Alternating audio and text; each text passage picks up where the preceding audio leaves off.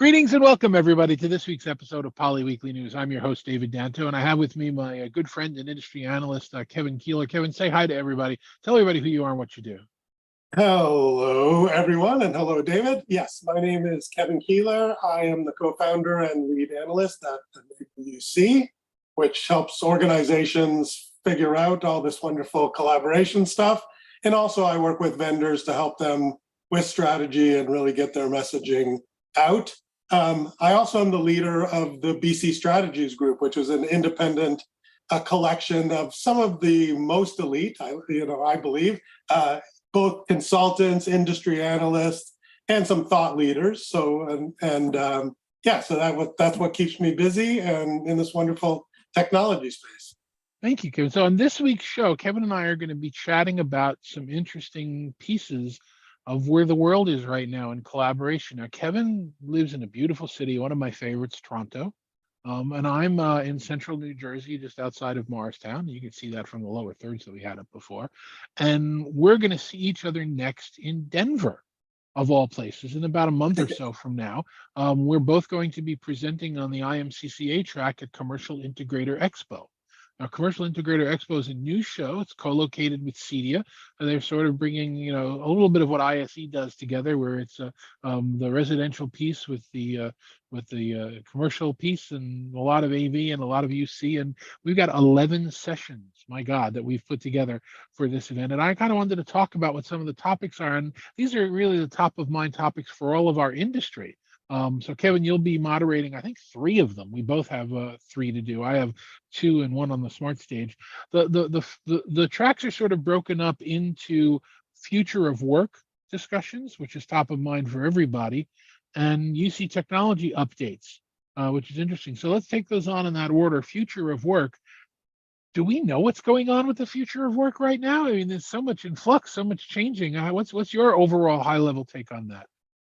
Yeah, when I talk about this, I emphasize flexibility because I think there's a ton of statistics that come out that basically say employees don't know what they want yet. They're figuring it out. How much time do they want to be in the office, if at all? How much time do they want to be at work? And the statistics really say whatever you've chosen so far, a lot of people are thinking about changing or revisiting their choice.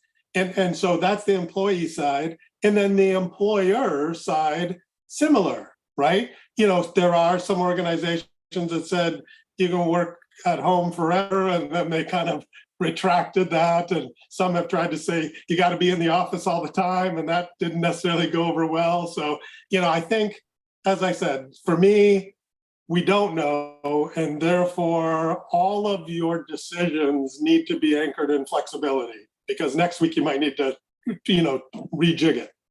Yeah, and the interesting thing is, and this is one of the going to be parts of some of the presentations that you're going to be a panelist on and a moderator on some of them, is that the genie is out of the bottle here. Anybody who's expecting us to forget what happened for the last 3 years and go back is making a huge, huge mistake. We don't exactly know what the future looks like 100%, but we know it doesn't look like the past. We've learned that now. So part of the sessions are going to be, what do you need to do if you are an organization or organization, if I'm talking to my buddies in Toronto, and have how do you make the office that concept, that magnet, not mandate? How do you get people to want to be back in an office? And we'll be talking about, there are changes that you need to make where it's not 4 white walls anymore. Offices need to be inspiring. It needs to have technology that works well with remote technology. That's not just a slap-on overlay. That's integrated in part of the workspace, and it needs to make people feel good and be inspired and want to be there. So there's a lot of little changes, big and little, that offices would need to make in order to make the hub of communication and collaboration something that's productive. Yeah, I'm going to push back just a little bit on that, just as as we're having this discussion. Which is, I think, I was putting together my slides for this conference. And one of the things that I said or wrote a long time ago is recommendations without requirements is marketing. And I think, in this, like this whole magnet, not mandate, I think there's a lot of things that people should consider, but I'm hesitant to suggest that there's, even on that whole, magnet piece, maybe your organization can just decree that everybody comes into the old office. And for some organizations, that may work, right? Or maybe your organization puts in the most beautiful cappuccino bars and collaboration spaces. And for whatever reason, people either have moved away. Like I know people that have moved significant different distances. So it doesn't matter how nice the magnet office is, they're just not, logistically going to come in. But, my only pushback is to say, I think that there's a lot of things to consider, but ultimately in all of these, whether it's technology or policies and procedures, you have to really think it through and then see and test it out and figure out if it works in your culture, because that's also unique across, different industries and different organizations. And I didn't want to lose track of that. No, you're absolutely right. And that's one of the things our co-moderator, Amelia Verabel, is going to be talking about when she presents the How to Make Hybrid Working work session, Right. where one size doesn't fit all. You have to really, adapt for your industry and your people and your location, and listen and understand what Yes. people are going through, and make good suggestions around all of that. So yes, that's something. And in addition to Amelia and you and I, we have David Maldo is going to be one of the moderators, and Michelle Lorette is going to be one of the moderators, and we're even going to throw Chris Netto up there to be a moderator with David for one of the great session they're putting together, which is the idea of evolving your home office, your home setup into a production studio. How do you take it that next step to be able to produce content like we're doing right now? It's Yeah. relatively easy. So there's a lot of good content there. You're right. We're going to talk about that office and get into some real actionable items that you can consider and look at for your fit. We're going to look at the other side, at the remote side, which is, well, what does it mean having a work from home office? You and I, we're like the poster children for remote working because we've been doing it for so long. And there are certain strategies that work. Like right now, it looks like I'm looking at you, but I'm not looking at you. I'm looking at the camera, and it's very hard to do because I really would like to look at you, see what your reaction is. But I've trained myself to look at the camera, so it looks like I'm looking at the audience when you're watching it.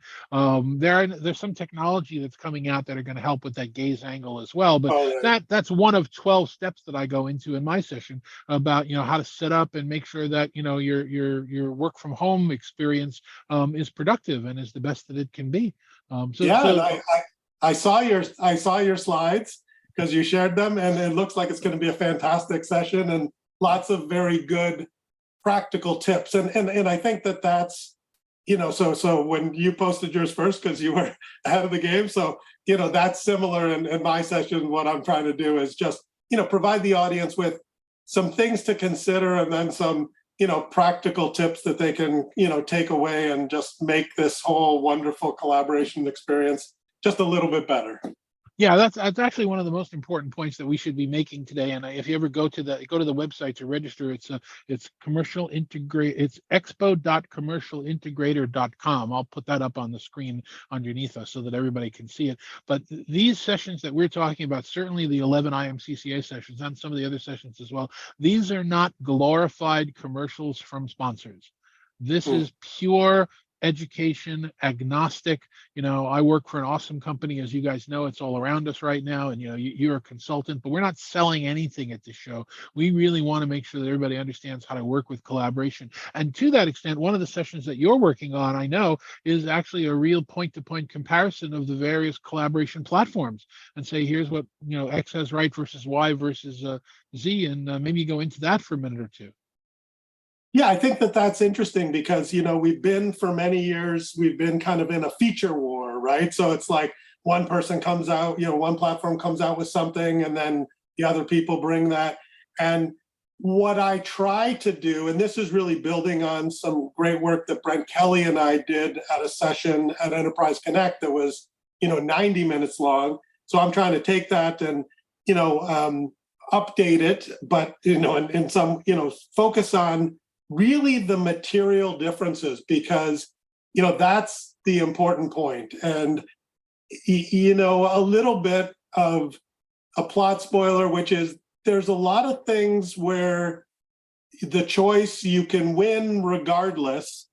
And then there's some important things, where you can fail regardless of your technology choices. And I'm going to try to, have those bubble to the top and really point to some of the key decision points in that session. I'm looking forward to that.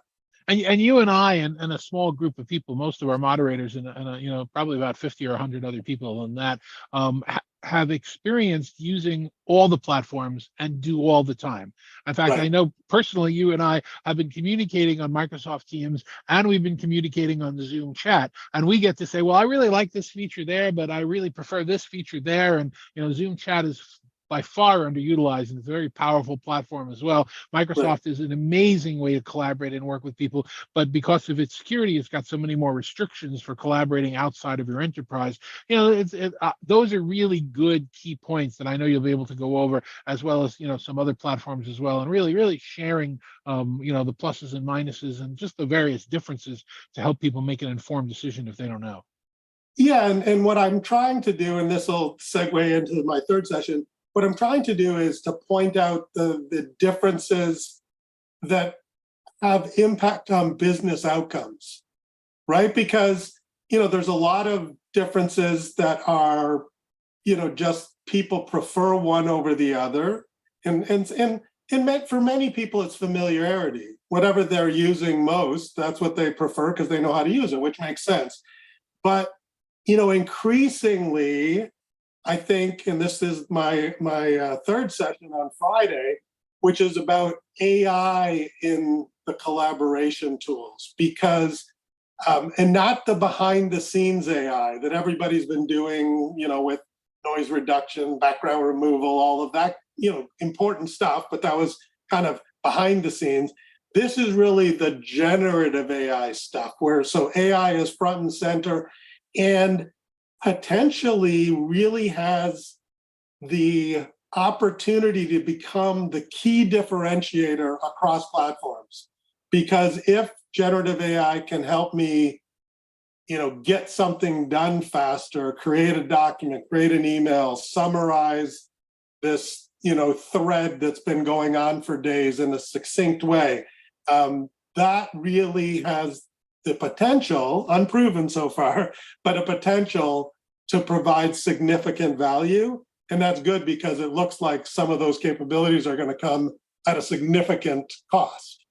Yep. So, and that's actually a point we've made on the show for the last few weeks. We've been talking about AI, that we are various, my guests, you, I, we're experts in our field, and we were all now approaching. We all came in on the same wagon train, is what I wrote recently. That no one is an expert. We're all trying to figure this stuff out, and we're all going to be doing a lot of learning. Where is the value? Where is the security? There's a lot of issues that we're all really just starting out again from scratch. It's going to be really interesting, and that is one of the most important sessions, to understand how AI is going to impact collaboration and communication. So I'm glad that that's one of the ones that you're going to be tackling, because I didn't want to have to do those slides.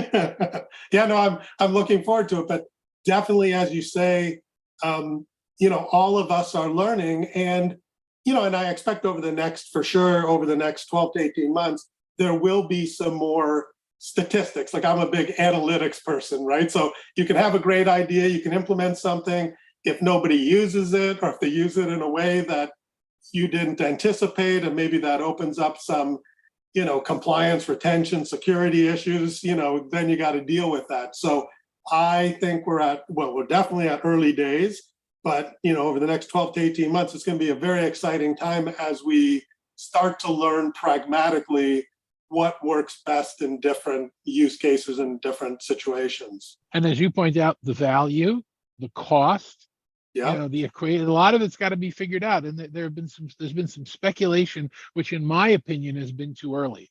Anybody who's putting pricing on this right now, they're guesses. And I'm not sure that that's an accurate number, and if that's going to play out. But I'm just as stupid as anybody else is on this subject. We don't know. We're going to have to watch and see and see what the story is. There's certainly a lot of pent up value in all of that. So I'm glad, like I said, that you're dealing with the AI slides and I'm not. And David Maldo is dealing with the whole concept of equity, which is Right. it's interesting to be talking about it, but we've been talking about sharing the whiteboard and who's got the image and all the rest of it. It's almost, it's great that we've put a name on it, we've made it important, but the truth of the matter is we still don't have it figured out. The more people you have in a meeting room, the smaller their individual tiles get, to the point where it's not useful again. Right. So how do you manage that? What type of switching, what type of camera angles, what are you sharing at home, on the road? How do you really represent equity? And in my opinion, equity is only achieved when anybody who wants to participate can, via wherever they are. And that means I don't have to wait for somebody to call on me. I don't have to activate some sort of weird app in order to be able to share something with somebody. I want to be able to. I was talking to friends yesterday, completely unrelated, buying expensive tickets to a big show that we're going to see, and I wanted them to see the stage. I wanted them to see what I was looking at, because I was willing to afford the tickets up in the 3 ring, and they were saying, no, buy the tickets down in the 1 ring.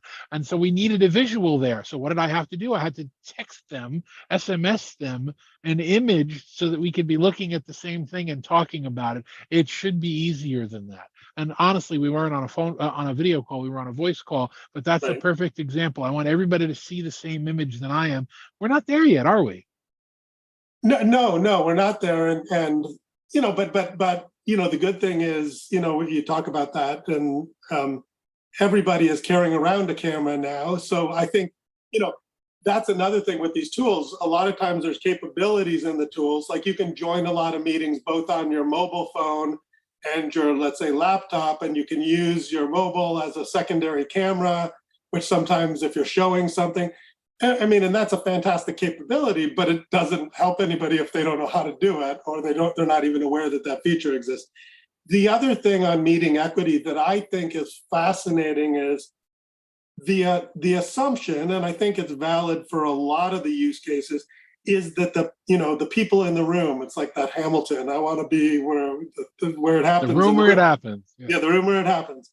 So I think that people are starting to say, well, wait a second, there's some attributes and capabilities that the remote people have that actually you'd like to have in the room. So people are now looking at, like, how do you give those, how do you give a thumbs up in the room, right? Can I use my mobile device to also join, even though I'm on, a nice one of those, multi-camera setups that doing all the AI framing and what have you? How can I participate in the chat, right? Because, remotely you can do that. So I think that that's interesting. Is the future even in the room that you have your laptop engaged to do other things, right? Because when I'm remote, the thing that I like with multiple screens is, if you say a term, like you have expertise in areas I'm not, familiar with, I can quickly Google it and sound a little smarter than I really am. Whereas in the room, it's sometimes you can't do that. So I think that this whole, meeting equity, and I like your definition, David, that, everybody should be able to participate as fully as they want, wherever they are. And obviously work needs to happen, but there is some really interesting technologies that I know are going to be discussed in the session that, are definitely moving us in the right direction. Yeah, no, absolutely. And I agree with you. I'm looking at, I haven't even counted lately, but probably 10 or 12 screens at any given moment. And that's without getting up. So I have a lot of resources at my fingertips to use and to monitor. And sometimes that's distracting. Sometimes it isn't. And then the other piece is, if I am looking at 10, 12 displays at any given moment, and in back to back to back to back to back to back meetings, there's this whole idea of burnout and video fatigue that came up. And I don't think that it's anything new. I just think that people who haven't experienced this type of remote connection before really don't have skills or tips in order to manage it better and understand what they can do to prevent it. It can be, you can talk about simple management, like, put breaks on a calendar. Don't book back-to-back meetings. Get up and walk around. One of the things that I talk about in the session about designing home offices is I'm looking, I'm in my basement. It's where my home office and all these tchotchkes are for years. But I'm looking outside at a beautiful sunny day. There's a white moth flying by the front of my lawn right now, because I got a camera shooting out the window and one of my old iPads sitting here, above all the screens. So I can see if it's light out. or if it's dark out, or if the mail has come, or if there's a delivery, or if my wife's home with the car, or any, that gives me a real connection to nature. And if you can have that, or a window, Yeah. or anything, it's these are little things that you can do to prevent feeling like, oh my God, stare at screen all day, burnout. So we'll be going through some of those tips. That's another session that David's going to be working on, and hopefully he'll talk about my white moth going by and everything else. Your office, I'm assuming, since I've seen you in that space Yeah. whenever we connect, I'm assuming that's a place you go to do your work in your home, right? Yes, yeah. I'm also in my basement. That's where my home office is, and and this is where I go to do my work. But I'm a big, like walk around person. Like even when I'm in the office, right? So I, I can't really sit for like 2 hours in one spot. I think best, like especially when I'm, wrestling with content or something. I naturally walk around. So. That's good because And there are people otherwise that put in the stand-up desks now, in their home right. office, the variable desks.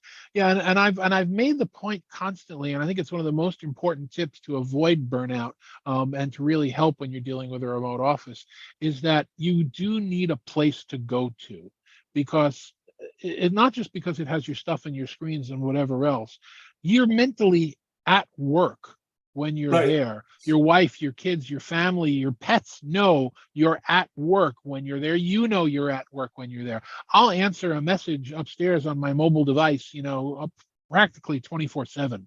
When I'm out, when I'm traveling, I'm a connected person. That's just my reputation. But that's not at work. That's just being courteous to a colleague. When I'm sitting here, I'm at work. And that Right. really helps, manage some of the fatigue and the frustration, because I'm able to put parameters around those times and that experience. Yeah, and you bring up a great point. And I think, one of the things that's interesting, and it kind of circles back to that flexibility and how people are still sorting this out. Microsoft had this interesting concept of a virtual commute because they had done some research and said, people actually especially on their commute home, they use that as a decompressing. So they segued and they hypothesized that, when you just walked from your home office upstairs, in the case of both of us, that whatever that was, 30 seconds, wasn't sufficient time. So they had this idea of doing a meditation or listening to, a song. And I think that was fascinating. I don't think it ever really caught on, but, I think that's a perfect example of how we're trying collectively as, industry analysts, as the industry, to figure out how to best position the technology from a technical perspective, but also from this policies and practices perspective to help people, deal with whatever hybrid work situation they have. And some, it's great to try things. Some of it works and some of it doesn't. But I find it, there's a lot of fascinating ideas that I think are going to be shared in all these collective sessions, which is Sure. exciting. And then it's also the better than being there experience when you're remote, where you're using good quality AI noise filtering, and you're not hearing any of the noises that are going around with the gardener or anybody vacuuming upstairs, which happens all the time. We're able to leverage this technology in many cases to have a better than being there experience. Right. So it's really good. So I'm really looking forward to this. Let me go over it again. It's expo.commercialintegrator.com. It's taking place from September 6th is when the conference starts. 7 is when the expo starts, all the way through to the 9th. I will be there. You will be there. Michelle and David Maldo and Chris Netto and Amelia and a whole bunch of other people in our industry are going to be stopping by there. Please do stop by, say hello, say hi to us, stop by the IMCCA booth, join if you're not a member, it's free. And hopefully you'll get a chance to, you and I and the rest of the moderators, to sort of catch up and break bread and do those things we haven't been able to do for 3 years, and enjoy ourselves in downtown Denver. Yeah, I'm definitely looking forward to it and excited to be, part of this collection of great presenters and great content. Terrific. Thank you, Kevin. So, Kevin, if somebody wants to reach out to you about anything you spoke about today, or about what you do or anything else, what's the best way for them to get in touch with you? Yeah, I think the best way is still LinkedIn. So Kevin Kieler, and there you can see any of the things that I've written recently. And if it interests you, I'm always happy if you agree or disagree or think that I missed the boat. I'm absolutely happy to connect. And certainly, if you're an organization, trying to sort out some of the choices that you have, which sometimes seems overwhelming, please do feel free to reach out. And I love technology, but I love technology when it makes the world a slightly better place. And, that's what I like to do. Terrific. Thank you, Kevin. And I always have to remember, because I'm a terrible speller, you're an I before E kind of guy. I am Kieller. Perfect. Okay. I always got to remember that. And again, maybe everybody else can spell it naturally, and I'm the one who's disabled with spelling. But it's good that you spelled it out. So thank you for joining me on the Poly Weekly News this week. Again, for my colleagues at Poly and HP, my name is David Danto. Thank you very much for spending time with us every week. We really do appreciate it, and we'll see you on next week's show.